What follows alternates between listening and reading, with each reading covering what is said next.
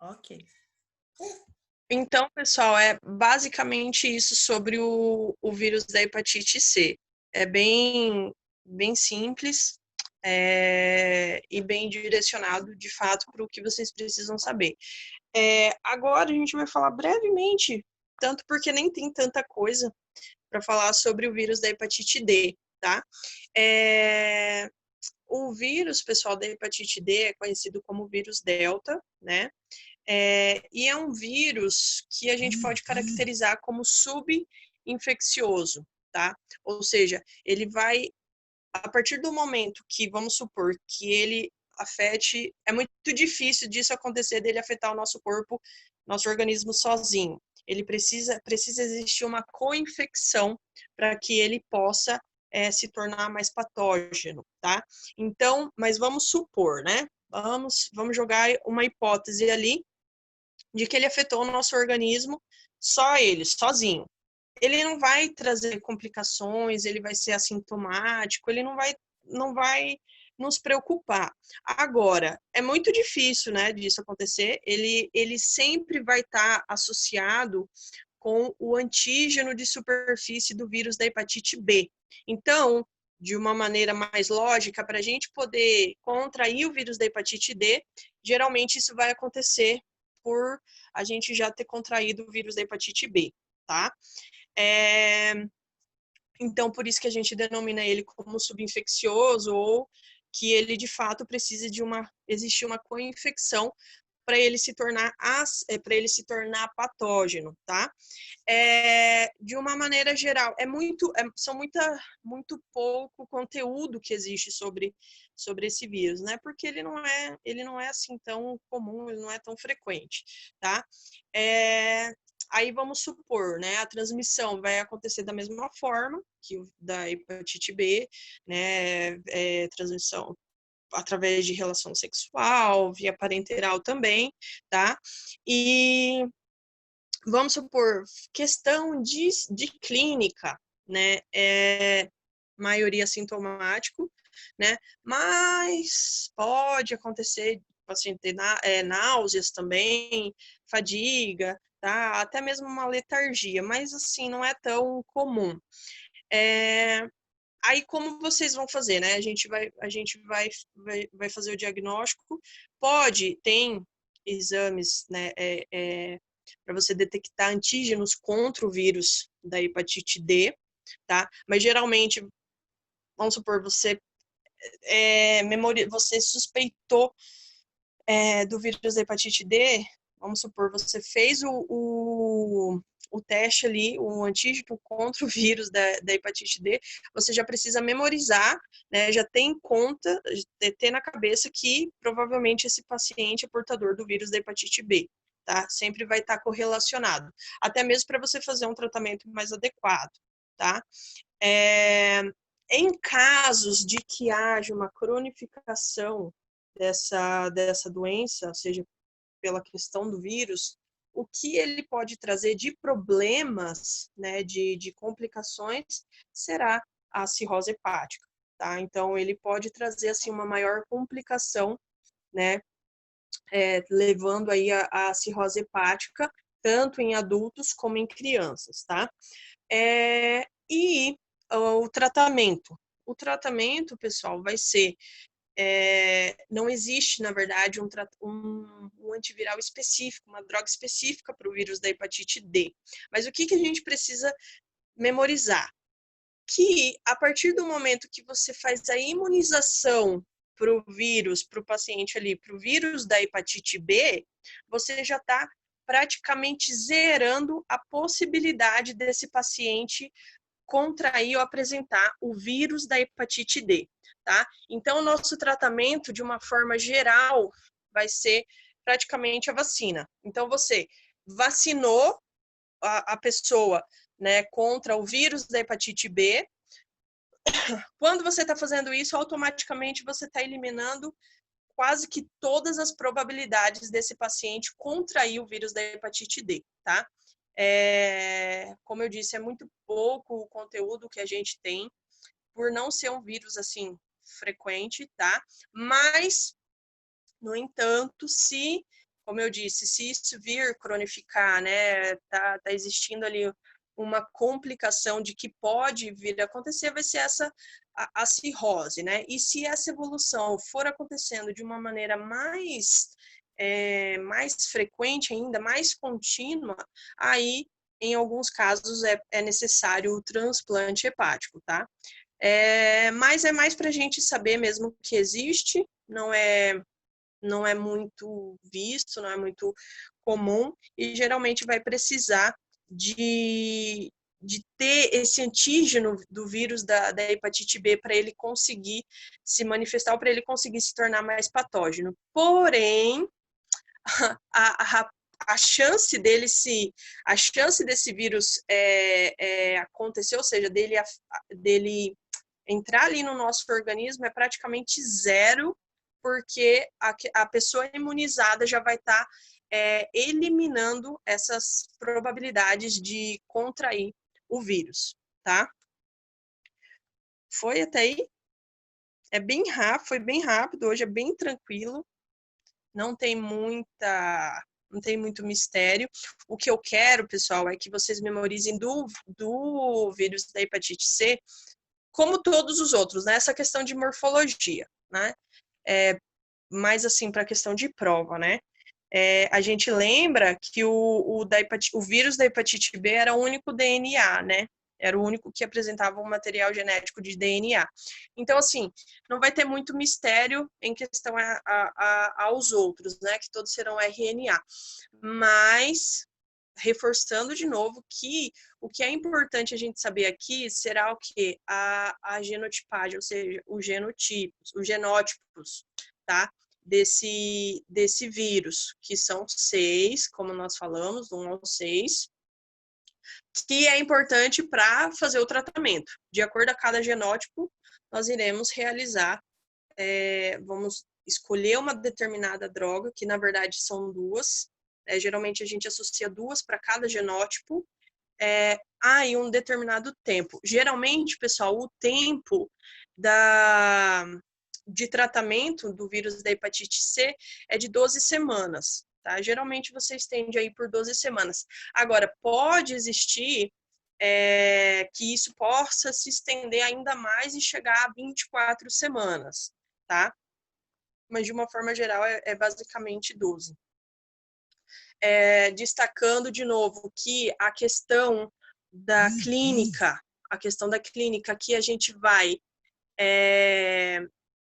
memorizar, que é muito raro, né, de acontecer na forma aguda, então a icterícia nem sempre vai ser presente aqui, tá? Mas que ele tem essa particularidade por estar acometendo, ou seja, outros órgãos, então ele vai estar existindo manifestações extrahepáticas, então isso a gente precisa memorizar, tá? Então é por isso que é importante a gente também testar os pacientes, por exemplo, não somente os pacientes hepatopatas, né? A gente testar pacientes com problemas renais, diabéticos, pacientes psiquiátricos também, né, a questão de portadores do HIV, né, ou seja, imunodeprimidos, tá? Então, não vai ser só direcionado, por mais que ele cause essa lesão hepatocelular, não é somente esses pacientes que devem ser testados. Além disso, dessa manifestação, a gente ressalta que a mais frequente vai ser a crioglobulinemia, né, que pode levar até mesmo a glomerulonefrites, vasculites, né, pode acometer até mesmo os olhos, acontecer um acometimento ocular do sistema nervoso central, periférico, acometimento pulmonar, tá? Vai se ou seja, vai acontecer devido a um excesso de proteínas ali no sangue, tá? Geralmente a temperaturas frias. E ressaltando que, de uma forma geral, quando vocês falam, quando vocês escutam, quando vocês vão debater, quando vocês vão ler sobre a hepatite C, vocês precisam ter em mente, né, precisam memorizar quais são as pessoas, quais são os grupos que vocês vão testar, tá? Então, todos os pacientes, vamos supor que vocês, sei lá, se depararam ali com pessoas que realizaram ali hemotransfusões, né, ou até mesmo pacientes transplantados lá antes dos anos 90 lá, de 92 para baixo. Então, isso é uma regra praticamente, deve ser testado, tá? Questão de pacientes hemofílicos também, né, os pacientes que os hemofílicos que receberam fatores de coagulação antes de 87 também, porque o vírus só foi descoberto em 89, tá? Então, o vírus ele foi descoberto em 89, mas os métodos de diagnóstico foram mais efetivos a partir ali depois dos anos 90, tá? Então, é por isso que a gente tem essa questão com as datas ali, com os anos, tá? Enfim, como disse também, quando serem testados. Então, todo esse grupo, né, pacientes que fazem hemodiálise e tudo mais, usuários de drogas e tal, mas aí anualmente vocês precisam ser testados os portadores de HIV, trabalhadores do sexo, trabalhadores de rua, e então, tipo, pacientes que apresentam com muita recidiva de infecção ali por DST, tá? Também precisam ser testados anualmente. E cada 6 meses a gente faz os pacientes que realizam hemodiálise precisam ser testados, e cada 3 meses os usuários do PrEP, né, que é essa pré-exposição ao HIV, como eu comentei, que são usuários, são pessoas que tomam comprimidos, pílulas, sem mesmo ter o contato com o vírus. Eles também precisam ser testados. E a questão do diagnóstico, né, que o PCR quantitativo é o mais importante, é o diagnóstico definitivo aqui, tá? Porque ele vai quantificar, obviamente, essas cópias do vírus, tá? Esse PCR quantitativo, ele pode quantificar tanto a partir de 20 cópias, que é o que a gente já faz um diagnóstico definitivo, até milhões de cópias desse vírus, tá? Então, é o mais importante aqui. Pode fazer IgM, IgG, pode fazer transaminasas? Pode, mas não vai ser assim, não vai ser decisivo, não vai ser definitivo como esse PCR quantitativo, tá? E, como eu falei, a questão do tratamento, a gente vai desenvolver isso depois. Cada tipo de genótipo vai receber 2 drogas diferentes, tá? E algo, como eu falei também, que existe essa probabilidade aí, os estudos estão avançando, né, para ter a cura da doença, então eles estão investindo bastante na questão de um diagnóstico precoce, né, porque isso, na verdade, é o mais correto, porque como é uma enfermidade assintomática, a gente sempre precisa, né, ter ali em mente, a gente sempre precisa estar fazendo esse diagnóstico, esses testes, para poder evitar de evoluir, de chegar a descobrir a doença quando ela já estiver lá no estágio avançado, né? Não existe uma vacina ainda, mas, como disse, eles estão trabalhando sobre essas drogas novas, essas pílulas novas, para ter uma ação direta sobre esse vírus, tá? É basicamente isso daí. Alguém tem alguma dúvida? A questão da transmissão também, pessoal, que é por via parenteral, né? Mas aí aqui no vírus da hepatite C, a questão da via vertical, né, de mãe para filho, através de relações sexuais, não é tão frequente. Não significa que não vai ter, que não pode contrair o vírus da hepatite C por esses fatores. Pode, mas assim, não é tão frequente como é lá no vírus da hepatite B, tá? Então, é basicamente isso. Só para ressaltar que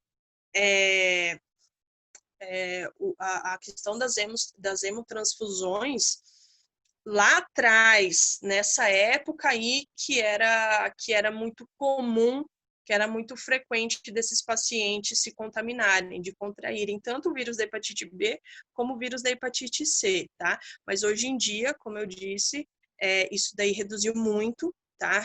Tem uma chance uma probabilidade muito baixa, porque eles passam, né, esse banco de sangue, eles passam já por testes mais específicos, mais rigorosos, tá? Alguma dúvida, pessoal?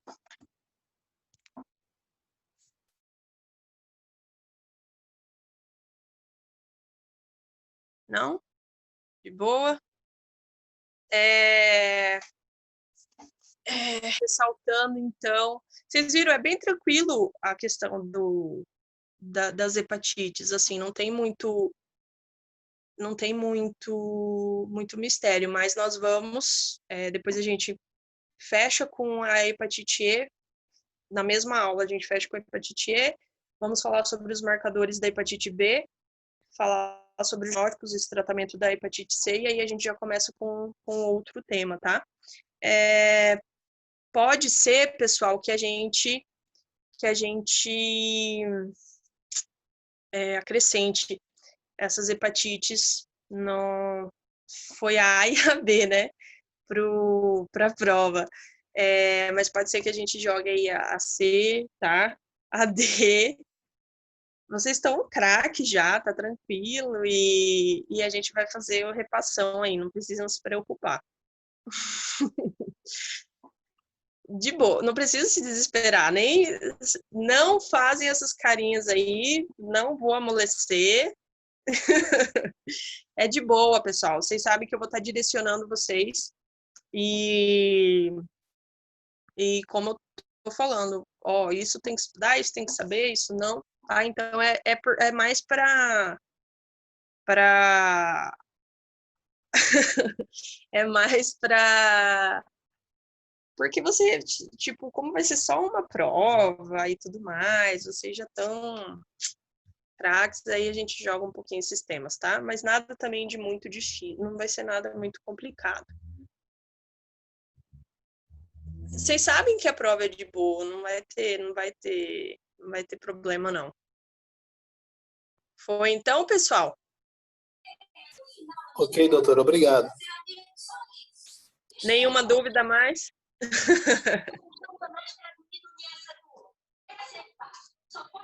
Vocês que são os melhores. Vocês já estão, ó, lá, já estão vendo coisas assim que o povo tá nem começou. Tem pessoas de